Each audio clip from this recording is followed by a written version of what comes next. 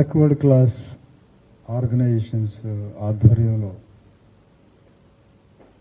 జరుగుతున్న బీసీల backward classes మేధో మథన సదస్సు, కులగణన, రిజర్వేషన్స్ వివిధ అంశాల మీద జరుగుతున్న ఈ సదస్సుకి సభాధ్యక్షులు ప్రొఫెసర్ మురళీ మనోహర్ గారికి, మరి ఈ కార్యక్రమానికి ముఖ్య అతిథిగా వచ్చినటువంటి జస్టిస్ ఈశ్వరయ్య గారికి, ప్రొఫెసర్ తిరుమలి గారికి, ఒకళాంబరం కృష్ణమోహన్ మాజీ బీసీ కమిషన్ చైర్మన్ గారికి, ఇంకా వేదిక మీద ఉన్నటువంటి సింహాద్రి ప్రొఫెసర్ గారికి, విజయభాస్కర్ గారికి, సూర్యాపేటకే కాదు రాష్ట్రం మొత్తానికి అతిపెద్ద నాయకుడిగా అవతరించిన వట్టే జానయ్య గారికి,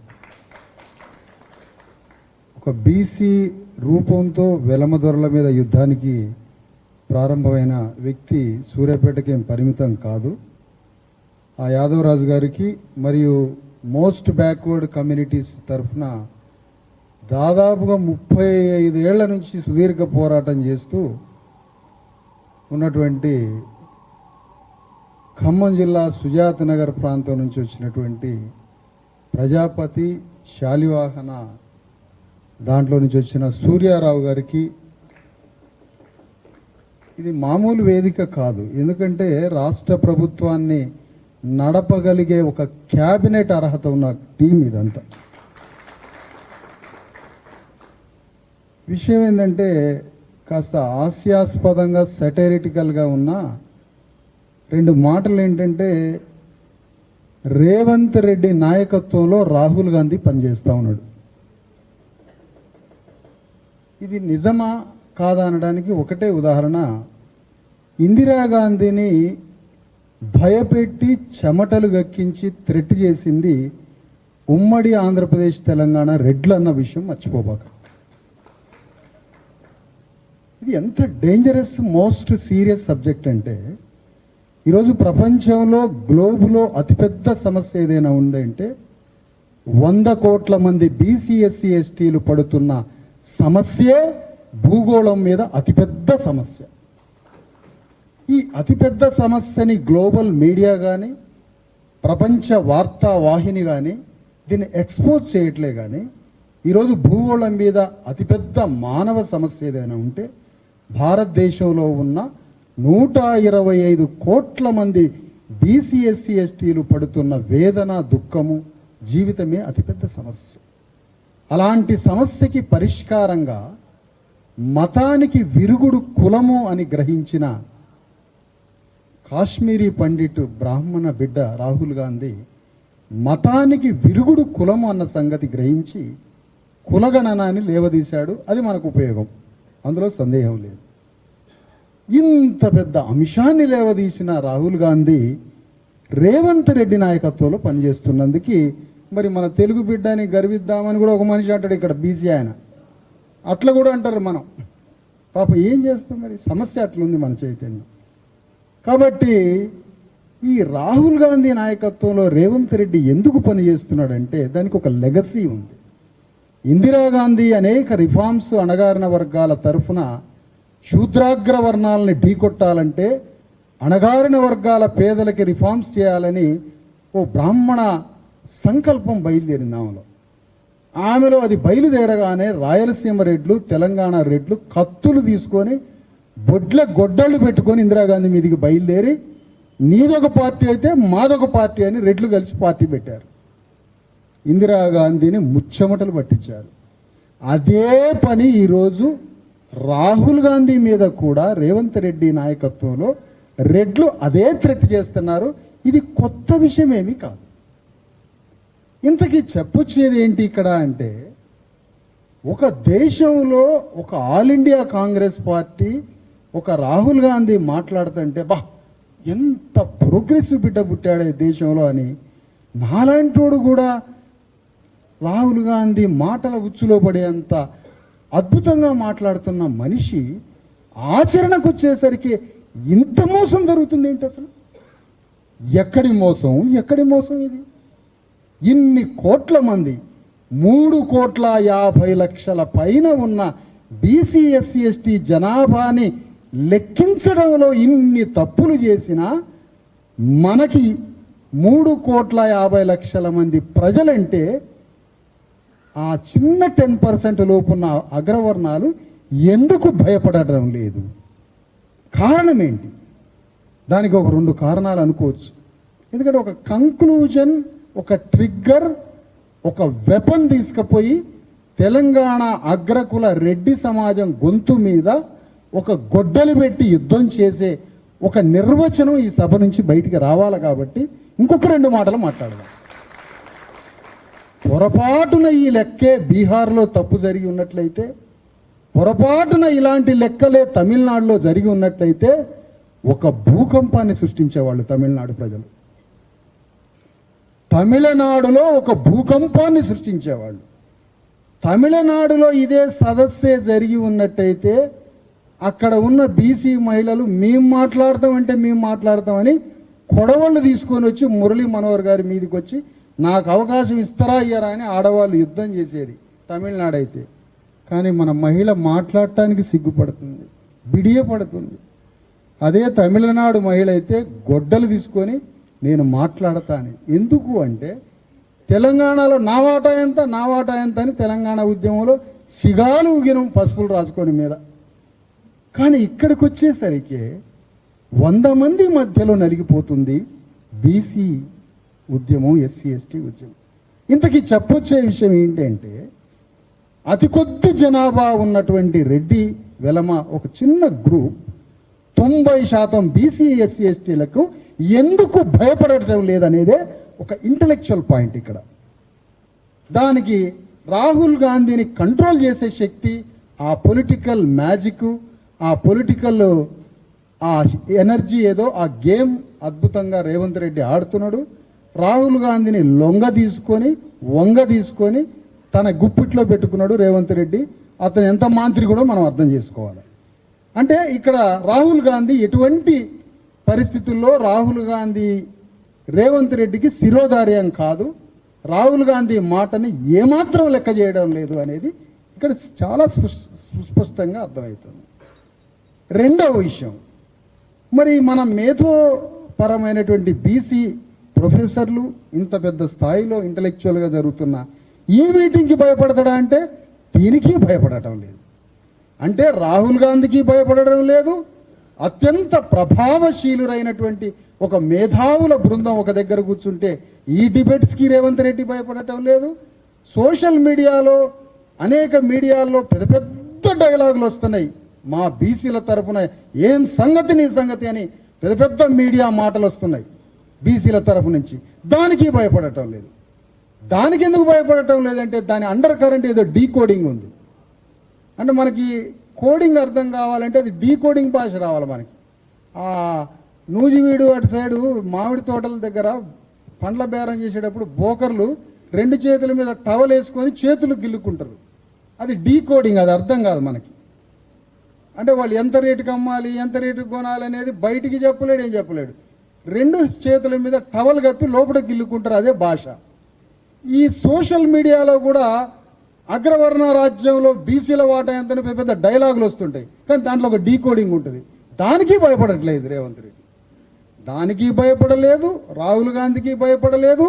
ఈ ప్రభావశీలురైన అత్యంత హానెస్ట్ నిజాయితీ ఉండి గుండెల్లో బీసీ ఎస్సీ ఎస్టీల మీద అనంతమైన ప్రేమ కురిపించే మేధావుల బృందం అయ్యా ఇదంతా, మామూలు వ్యక్తులు కాదు. ఇది మన అదృష్టం, మన జాతీయ అదృష్టం. ఈ మూడింటికి రేవంత్ రెడ్డి ఎందుకు భయపడడం లేదు? కారణం ఏంటి? మామూలు విషయాలా ఇవి? ఇది చిన్న విషయమా ఇది? ఇక భయపడాల్సింది ఒకే ఒక్కటి, తెలంగాణ రాష్ట్రంలో అతిపెద్ద భూకంపం లాంటి ప్రజా ఉద్యమం బయలుదేరాల్సిందే. అది ఎంత భయంకరమైన శబ్దం బయటికి రావాలంటే ఇప్పటి వరకు భూమి మీద ఏనాడు వినని ఒక శబ్దం మరొక పెద్ద శబ్దాన్ని వినిపించాలి మనం. అది రానంత వరకు రేవంత్ రెడ్డి భయపడడు. రాహుల్ గాంధీని కంట్రోల్ చేస్తున్నాడు, ఏఐసిసిని కంట్రోల్ చేస్తున్నాడు, తెలంగాణలో 3.5 కోట్ల మంది ప్రజల్ని కూడా లెక్క చేయడం లేదు. అతను భయపడాలంటే ఉద్యమం.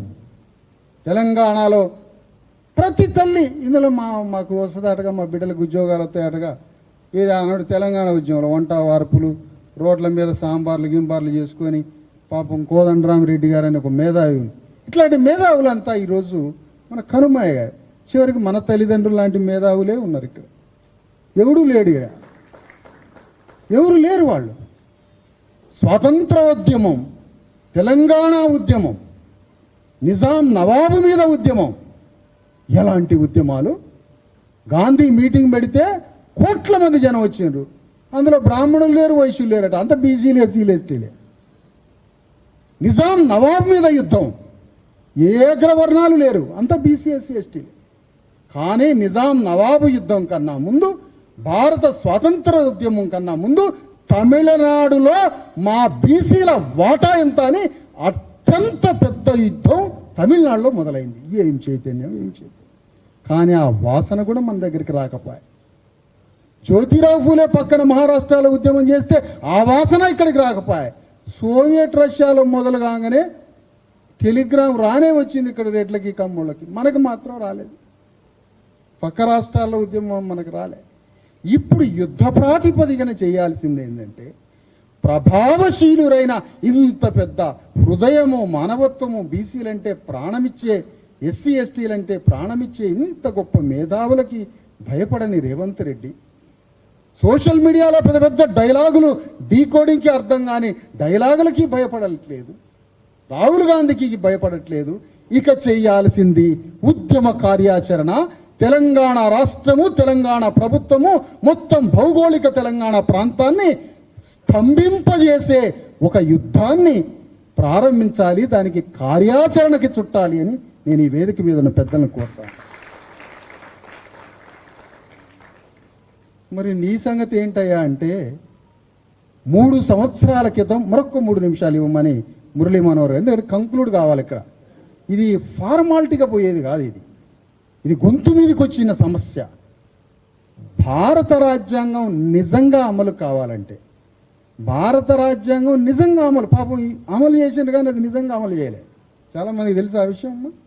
భారత రాజ్యాంగం అమలు అయింది కానీ అది నిజంగా అమలు కావాలంటే కులగణన చేయాలి. ఇది fundamental basic principle. Fundamental basic principle. IAS కలెక్టర్లకు కూడా ట్రైనింగ్ సెంటర్లో చెప్పే మొదటి పాఠం ఏంటంటే, హెడ్ కౌంటింగ్ చేయండి అనేదే ఫస్ట్ పాఠం. ఐఏఎస్ ఆఫీసర్స్కి నేర్పే మొదటి లెసన్ ఆ ముస్వేర్ ఇన్స్టిట్యూట్లో తలలు లెక్క పెట్టండి. ఆ తలలు ఏ లొకేషన్లో ఉన్నాయో ఆ లొకేషన్ని గుర్తించండి. ఆ లొకేషన్లో ఉన్న తలలు గుర్తించండి. ఆ తలకి బట్ట ఉందా, పొట్ట ఉందా, తిండి ఉందా, గొడ్డు ఉందా, గోద ఉందా, భూమి ఉందా అని లెక్క పెట్టండి అని ఐఏఎస్లో చెప్తారు పాఠం. ఈ పాఠం ఎక్కడి నుంచి తీసుకున్నారు అంటే, రిపబ్లిక్ కంట్రీ నుంచి తీసుకొని బ్రిటిష్ వాడు ఈ దేశానికి వచ్చి ఫస్ట్ లెక్క పెట్టిండు. ఆ లెక్క కావాలయ్యా రాజ్యాంగం అమలు చేయాలంటే. ఆ లెక్క తేలనంత వరకు రాజ్యాంగం అమలు కాదు. రాజ్యాంగం అమలైతే కానీ బీసీ ఎస్సీ ఎస్టీలు బతికి బట్టగట్టరు. లేకపోతే టీబీ వచ్చి చచ్చేది మనమే, రోగాలు వచ్చి చచ్చేది మనమే, హాస్పిటల్ లేక చనిపోయేది మనమే. అన్ని రోగాలకి, చదువు లేకపోవడానికి, ఇదన్నిటికీ కారణం ఇది. ఫండమెంటల్గా ఫైనల్గా మనం మాట్లాడుకోవాల్సింది ఏంటంటే, చాలా గొప్ప మాటలు, చాలా ఉద్యమాల్లో ప్రాణాలు అర్పించామని చెప్తున్నారు. కానీ ఇప్పుడు నడవాల్సింది షెడ్యూల్ క్యాస్ట్ జనాభా 21% జనాభాకి ఎంత తగ్గించి చూపించారు. కుటుంబ నియంత్రణ అంటే అదొక తప్పు అనుకునే జాతులు ఎస్సీలు. కుటుంబ నియంత్రణను పాటించడం అనేది ఒక నేరంగా భావిస్తాం బీఆర్ లాగా. అలాంటి మన ప్రజలు ఇంత విస్తృతంగా జనాభా పెరుగుతుంటే బీసీలని తగ్గించి 20 లక్షలు, ఎస్సీలని తగ్గించి ఓసీలని పెంచారంటే ఇంత బహిరంగంగా మనమంటే ఎవడికి భయం లేదు. ఇక చెయ్యాల్సింది భయం పుట్టించడం. భయం పుట్టించడం ఎట్లా?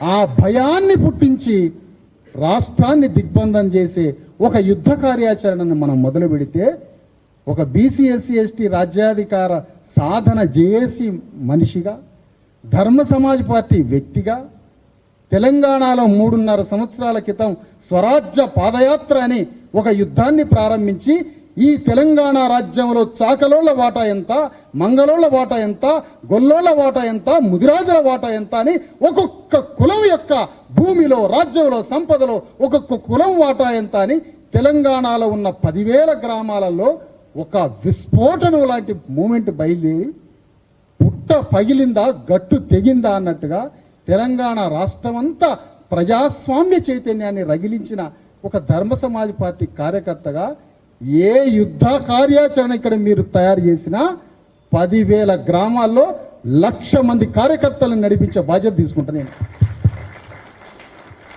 ఎందుకంటే పనంతా గ్రౌండ్లో జరుగుతూ ఉంది. ఈ మేధావుల బృందాల సదస్సులకి నేను ఎప్పుడూ రాలే, కానీ ఈ మధ్య తరచూ వస్తున్నా. ఎందుకంటే ఇది ఉద్యమంగా బయలుదేరాలి కాబట్టి, ఇది యుద్ధంగా బయలుదేరాలి.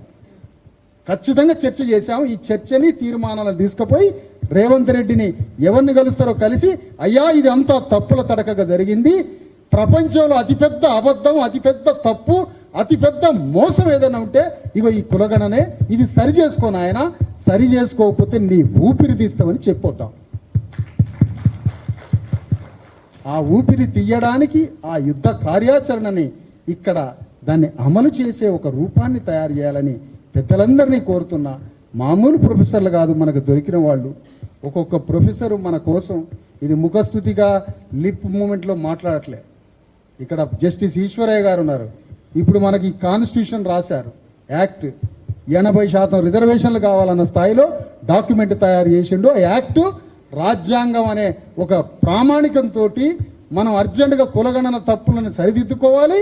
వెంటనే మనం 70% నుంచి 80% రిజర్వేషన్స్ బీసీ ఎస్సీ ఎస్టీలకు కావాలని అసెంబ్లీలో తీర్మానం చేయించుకొని దాన్ని పార్లమెంట్లో ఆమోదించుకొని 9th షెడ్యూల్లో పెట్టించి తమిళనాడు కన్నా పెద్ద రిజర్వేషన్స్ని పొందాల్సిన ఒక చట్టాన్ని అంబేద్కర్ లాంటి స్థాయిలో ఎదిగిన ఈశ్వరయ్య గారు తయారు చేశాడు.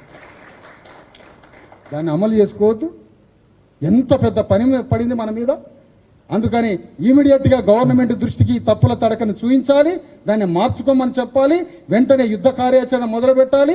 ఆ యుద్ధంలో కులగణను సంపూర్ణంగా అమలు చేయించి ఇమీడియట్గా మనం పార్లమెంటు వేదికగా తెలంగాణలో భారతదేశంలోని అత్యంత ఎక్కువ జనాభా ఉన్న బీసీ ఎస్సీ ఎస్టీలకి 70 నుండి 80% రిజర్వేషన్స్ని పెంచుకొని 9th షెడ్యూల్లో పెట్టుకొని బాగుపడే కార్యాచరణని రూపొందించుకోవాలని కోరుతూ మీ అందరికీ సెలవు.